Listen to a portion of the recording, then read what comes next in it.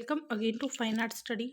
आज के इस वीडियो में हम DSSB सिलेबस के जो यूनिट 6 है उसका जो टॉपिक कवर करेंगे वो रहेगा बामगार्टन। बहुत ही इम्पोर्टेंट टॉपिक है और ये आपको पता है कि जो नेट है या RPSC है, सेट है, इन सब में जो सौंदर्य शास्त्री है उनमें ये बहुत महत्वपूर्ण है, तो इनके बारे में बहुत क्वेश्चन पूछे जाते हैं। तो चलिए स्टार्ट करते हैं। देखिए, सबसे पहले हमें जो है सब जगह इनका नाम अलेक्जेंडर बामगार्टन देखने को मिलता है, लेकिन अगर हम इनके पूरे नाम की बात करें तो वो था अलेक्जेंडर गोटलिब बामगार्बर। गार्टन या बाउमगार या फिर गार्टन, ठीक है, आपको दोनों ही जगह आपको ये नाम मिलेंगे, तो मोस्टली आपको गार्टन ही मिलेगा, ठीक है। लेकिन इनका पूरा नाम अगर पूछ लिया जाए तो वो है अलेक्जेंडर गोटलिब बामगार्टन। ये जर्मन के सुप्रसिद्ध सौंदर्य शास्त्री थे, दार्शनिक थे और शिक्षक थे, ठीक है। इनकी जगह आपको याद रखनी है कि जर्मन सौंदर्य शास्त्री थे ये। अच्छा, इनका जन्म जो है वो 17 जुलाई 1714 को हुआ था बर्लिन में, और इनकी मृत्यु जो है वो 27 मई को हुई, 27 मई 1762 को हुई थी। शिक्षा की अगर हम बात करें तो हाले विश्वविद्यालय और जैना विश्वविद्यालय से इन्होंने शिक्षा ली थी। अच्छा, जैना विश्वविद्यालय से इनकी जो डिग्री है वो इन्होंने नहीं ली थी, मतलब कंप्लीट नहीं हुई थी। बामगार्टन का जो जन्म है वो बर्लिन में गैरिसन के पादरी थे, कौन से, जैकब बामगार्टन, ठीक है, और उनकी पत्नी थी रोसिना एलिजाबेथ। उनके 7 बेटों में से 5वें बेटे के रूप में हुआ था।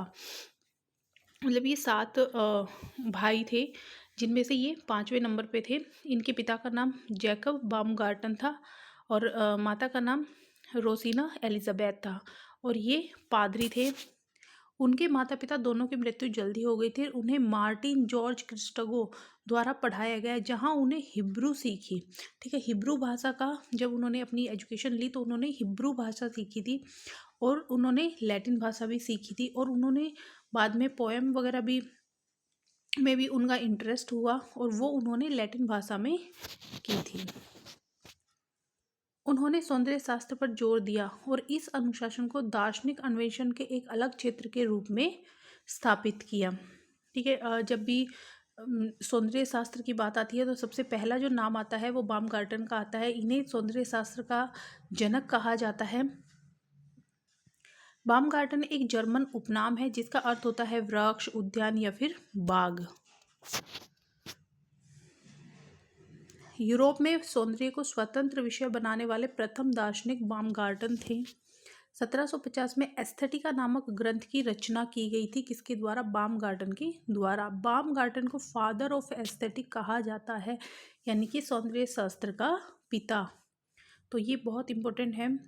अच्छा, इन्होंने जो सौंदर्य की परिभाषा दी थी वो थी कि सौंदर्य का चरम प्रतिमान प्रकृति है, प्रकृति का अनुकरण ही सौंदर्य सृजन है, ठीक है। तो ये इनकी जो सौंदर्य की डेफिनेशन है वो आपको याद रखनी है। 1773 में हाले विश्वविद्यालय में अपने औपचारिक अध्ययन के दौरान उन्होंने जेना विश्वविद्यालय में जोहान पीटर रेउस द्वारा क्रिश्चियन वोल्फ के दर्शन पर व्याख्यान में भाग लिया था। उनके शैक्षणिक सलाहकार क्रिश्चियन वोल्फ और जोहान पीटर रेउस थे।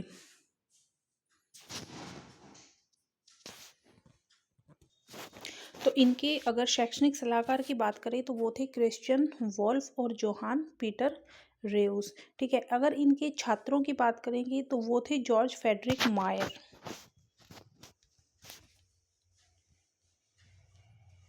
बामगार्टन ने सौंदर्य शब्द को जिसका अर्थ, अच्छा, बामगार्टन ने सौंदर्य शास्त्र शब्द को स्वाद या सौंदर्य की भावना के रूप में अपनाया, ठीक है। अगर वैसे सौंदर्य की बात करें तो कई जगह पर इसका जो अर्थ है वो संवेदना मिलता है, लेकिन इन्होंने जो है वो स्वाद और सौंदर्य की भावना के रूप में इनका वर्णन किया था। प्राचीन यूनानियों के समय से इस शब्द का इस्तेमाल 5 शारीरिक इंद्रियों में से एक या अधिक से उत्तेजना प्राप्त करने की क्षमता के अर्थ में अलग अलग तरीके से किया जाता है। यानी कि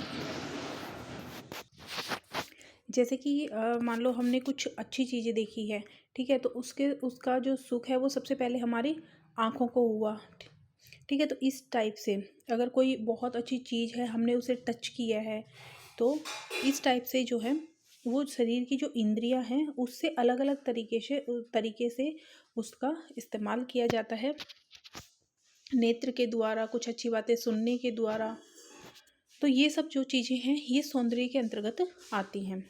1781 में इमैनुअल कांट ने घोषणा की कि बामगार्टन के सौंदर्य शास्त्र में कभी भी प्राकृतिक या कलात्मक सौंदर्य के वस्तुनिष्ठ नियम, कानून या सिद्धांत शामिल नहीं हो सकते।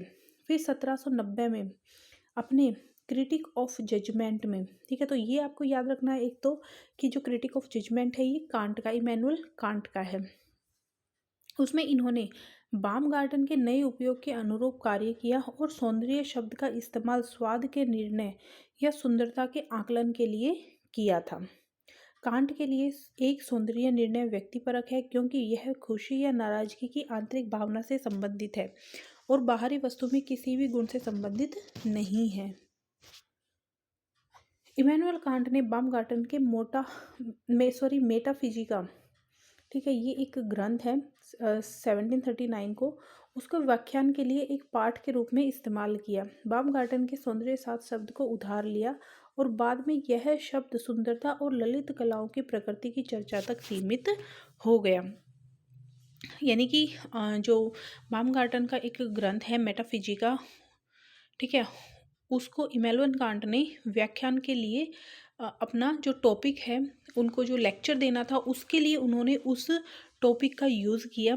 और फिर बाद में जो ये सौंदर्य शास्त्र जो एस्थेटिक शब्द है वो शब्द फाइन आर्ट के लिए यानी कि ललित कलाओं के लिए और सुंदरता के लिए सभी जगह पर इस शब्द का यूज़ किया जाने लगा।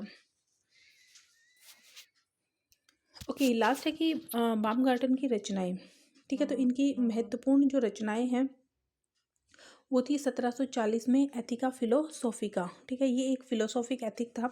1761 में एक्रोएसिस लॉजिका, ये डिस्कस करते थे लॉजिक के ऊपर। 1763 में ज्यूस नेचुरे। उसके बाद 1770 में फिलोसोफिया जर्नलिस, ठीक है, जनरल फिलोसॉफी थी इसमें। फ्लेक्सनेस थियोलॉजिका, इसमें धर्मशास्त्र पर व्याख्यान दिया गया था, ठीक है। तो ये बामगार्टन से संबंधित जो भी महत्वपूर्ण पॉइंट्स थे वो आपके साथ शेयर किए हैं। आई होप कि ये आपके लिए हेल्पफुल होंगे, ठीक है। तो अपने दोस्तों के साथ शेयर करना बिल्कुल ना भूलें जो भी प्रिपरेशन कर रहे हैं किसी भी फाइन आर्ट एग्ज़ाम की। Thank you.